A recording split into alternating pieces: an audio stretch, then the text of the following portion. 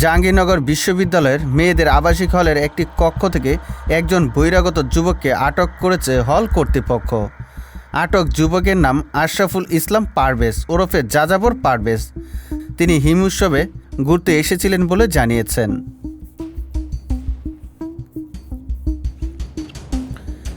বিশ্ববিদ্যালয়ে 3 দিনব্যাপী হিম উৎসবের শেষ দিন ছিল শুক্রবার 17 জানুয়ারি। পরদিন শনিবার রাত 11:30টার দিকে বিশ্ববিদ্যালয়ের নওয়াব ফয়জুন্নেসা হলের একটি কক্ষ থেকে ওই যুবককে আটক করা হয়। আটক যাযাবর পারভেজের বাড়ি চট্টগ্রামের আগ্রাবাদের ডবল মুরিং থানায়। তিনি 2011 সালে এসএসসি পরীক্ষা দেন বলে জানিয়েছেন, তবে সর্বশেষ শিক্ষা প্রতিষ্ঠান সম্পর্কে জানা যায়নি।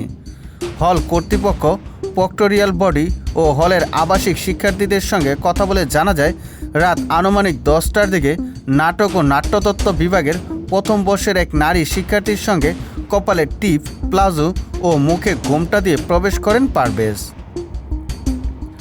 এ সময় তার পোশাক ও হাঁটা দেখে আশেপাশের কয়েকজন শিক্ষার্থীর সন্দেহ হয়। পরে তারা হল সুপারকে সিসিটিভি ফুটেজ চেক করতে বলেন। সিসিটিভি ফুটেজ চেক করে হল সুপারসহ ওই নারী শিক্ষার্থীর কক্ষে গিয়ে তার সঙ্গে পারভেজকে দেখতে পান তারা। এরপর তাকে আটক করে হল প্রভোস্ট ও প্রক্টরিয়াল বডির উপস্থিতিতে পুলিশে দেয়া হয়। তাৎক্ষণিক প্রতিক্রিয়া হিসাবে আটক পারভেজকে শাড়ি ও টিপ পরিয়ে দেন হলের ক্ষুব্ধ আবাসিক শিক্ষার্থীরা। আটকের পর ঘটনা স্বীকার করে পারভেজ বলেন, আমরা দুজন ভালো দোস্ত, 7 বছরের বন্ধুত্ব, দুজনেই লালন ভক্ত। তাকে আমি বিয়ে দিয়েছি। আমি হিম উৎসবে বেড়াতে এসেছি।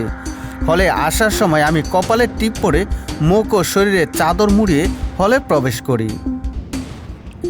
যে নারী শিক্ষার্থী ওই যুবককে নিয়ে এসেছিলেন তিনি বলেন, আমরা ভালো বন্ধু। হিম উৎসবে সে এসেছিল, রাতে থাকার জায়গা না থাকায় তাকে হলে নিয়ে এসেছি। আমরা কেউ আপত্তিকর অবস্থায় ছিলাম না। এদিকে অভিযুক্ত নারী শিক্ষার্থীর স্বামীকে ফোন দেওয়া হলে তিনি পারভেজকে চেনেন না বলে জানান। পরে পারভেজকে ওই নারী শিক্ষার্থী শুধু ফেসবুক বন্ধু বলে উল্লেখ করেন।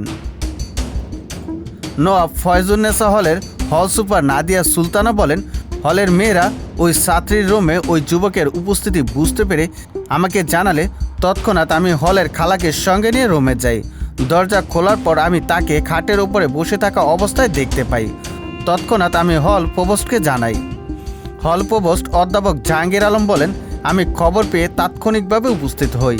অভিযুক্তদের প্রক্টরিয়াল বডির কাছে হস্তান্তর করা হয়েছে। সিসিটিভি ফুটেজ থেকে পুরো ঘটনা খতিয়ে দেখা হবে। দায়ীদের বিরুদ্ধে ব্যবস্থা নেওয়া হবে।